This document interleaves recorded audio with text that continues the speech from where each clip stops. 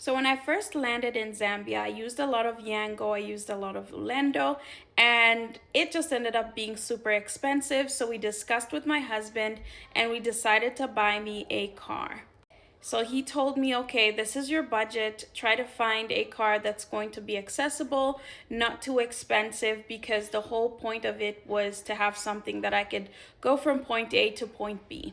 So I rang up a family member and I asked them, can they help accompany me to go to town and try to find a car that I could buy? And this family member was super enthusiastic. They said, okay, hey, if anything, meet me XYZ place and we'll go to town and we can go to various places that sell secondhand cars. So we finally find one car and I was like, if anything, this is the one, let's buy this one. So I rang up somebody that I knew. I'm not going to mention how I know this person because you guys will then know who this person is. But I'm just going to mention that this person has extensive knowledge of cars and they've showcased it multiple times online.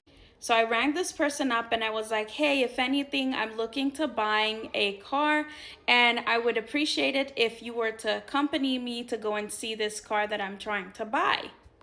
So my family member, myself, and my two kids at the time, mind you, when I first came to Zambia, I was pregnant.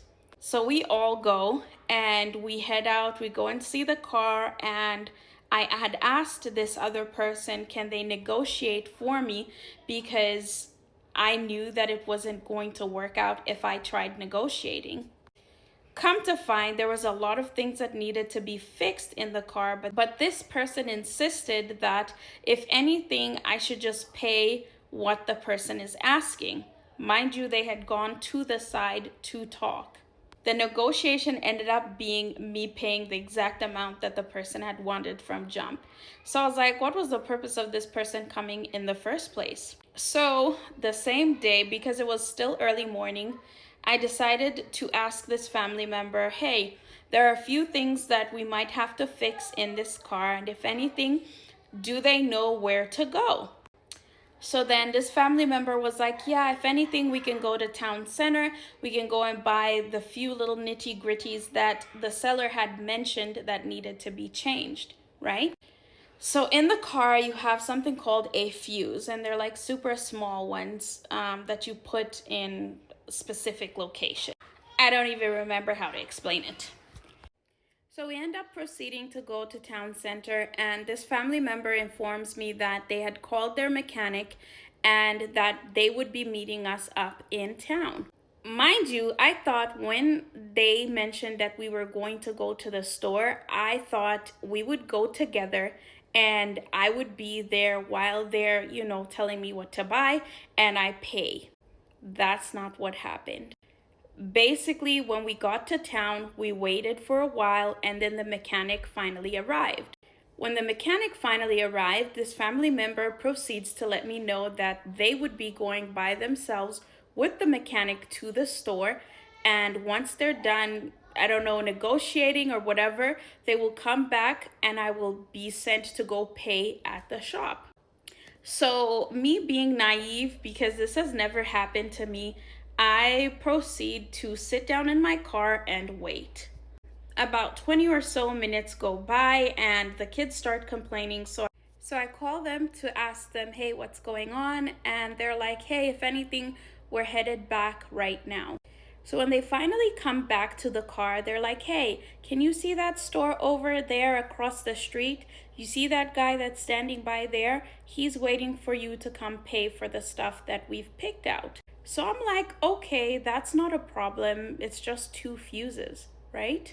So I cross the street and walk over to the guy and I'm like, oh, hey, you were talking to those two people. They told me that I should come to this store, XYZ.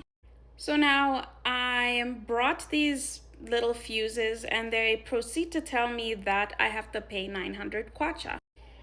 So I didn't really think too much about it because obviously in Canada, it probably would have cost me a lot more.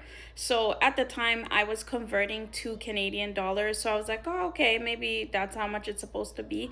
I didn't know anything about cars. So now I call the guy who I bought the car from, and I'm like, hey, but you told me that the cost of the fixes of the little things that I needed to get was going to be anywhere from 3,000 to 4,000 kwacha.